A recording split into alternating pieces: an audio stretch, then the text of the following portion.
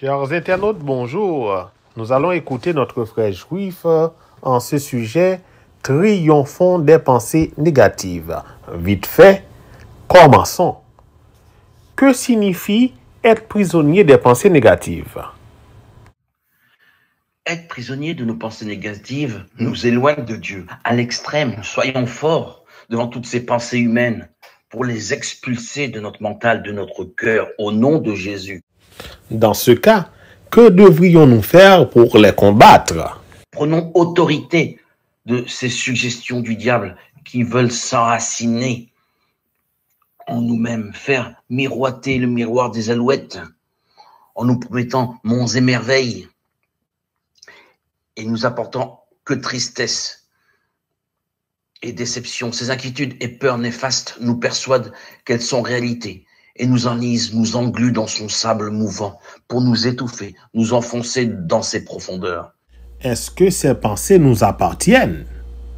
Ces pensées ne sont pas nôtres, elles n'appartiennent pas à ceux qui croient, espèrent en Christ. Jetez-les, dégagez-les, remplacez vos pensées négatives, sataniques, par des pensées bonnes, nouvelles, positives, enrichissantes, nourries de la foi du Christ. Quelle importance de remplacer ces pensées? Faire le choix de les remplacer par des pensées positives, c'est le désherbant qui tue ces germes avant qu'elles s'enlisent dans nos cœurs, dans notre esprit, avant que ces pauvres pensées étouffent, asphyxient notre être. Refusons-les dès maintenant. Notre âme, dans la fidélité à la Bible, nous sauvegarde de tout cela. La Bible cultive notre floraison intérieure, notre épanouissement. Nous repérons instinctivement, je dirais presque immédiatement, nous discernons les pensées mauvaises qui polluent les belles terres qui enrichissent, construisent et édifient en Christ. Nous ne sommes plus des amateurs, nous sommes aguerris dans la compétition pour révéler à notre esprit toute pensée suspecte. Notre foi terrasse le diable et sectionne les tentacules du diable qui veut harponner notre jardin intérieur, l'infester, le dévaster pour le rendre une surface sec, aride, rejetant tout germe d'amour, produisant des fruits. Non, non, prenons autorité sur nos pensées négatives, sur ces pensées qui ne sont pas nôtres. Ces anxiétés, ces choses négatives prennent une allure de farce. Nous la toisons, l'observons sur les hauteurs de la forteresse que nous avons élevée par notre foi en Christ. Non, l'amertume, l'aigreur, la dépression, l'obscurité ne nourrit pas notre Éden intérieur. Devrions-nous changer notre plan de bataille? Nous ne changeons rien à nos habitudes régulières qui construisent, consolident notre bouclier. Bible, méditation, introspection, prier, aller à des assemblées, entendre de belles exhortations, ne rien changer. C'est gagner du terrain sur le chemin de vie, de vérité, pour suivre le Seigneur. Nous ne sommes pas dans l'urgence. Le diable veut nous faire barrage, nous précipiter dans l'échec.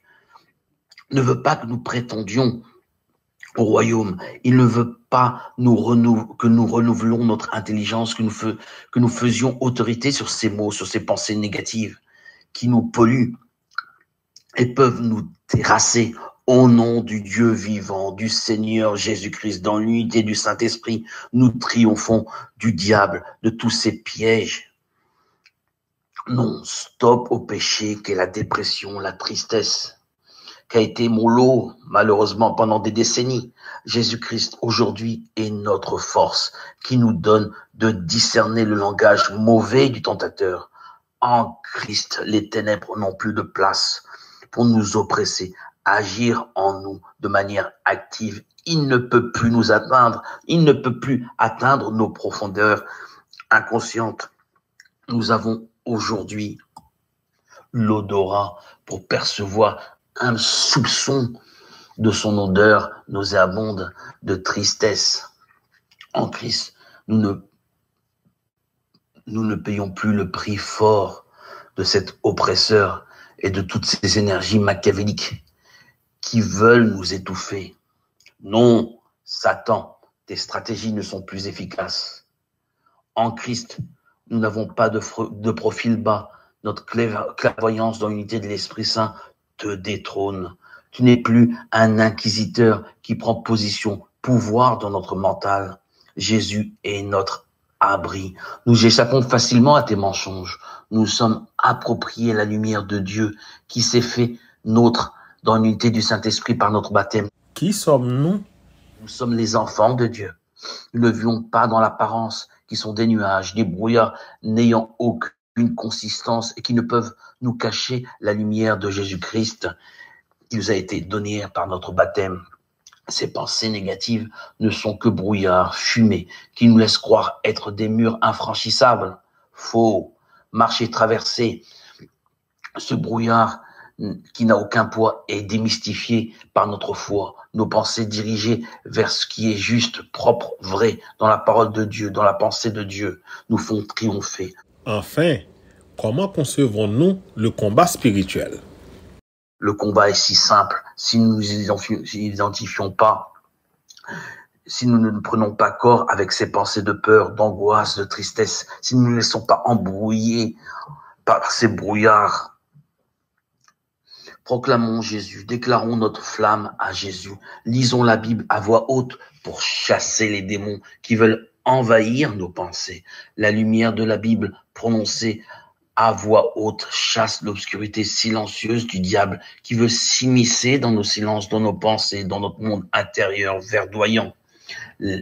Ils enragent, ils veulent conquérir notre terrain destiné, consacré à Dieu, prendre un peu de place. Notre discernement le chasse avant même qu'il s'installe. Sa présence démoniaque n'a plus de raison d'être dans notre intériorité. À toi, Seigneur, tout honneur, toute gloire pour les siècles des siècles. Alléluia, alléluia, alléluia. Gloire à Dieu au plus haut des cieux et paix sur la terre aux hommes qu'il aime. Si vous n'êtes pas encore abonné, n'oubliez pas de cliquer sur liker. S'abonner et ensuite, sur la petite cloche de notification pour recevoir toutes les nouvelles vidéos. Merci à vous tous, à la prochaine, si Dieu le veut.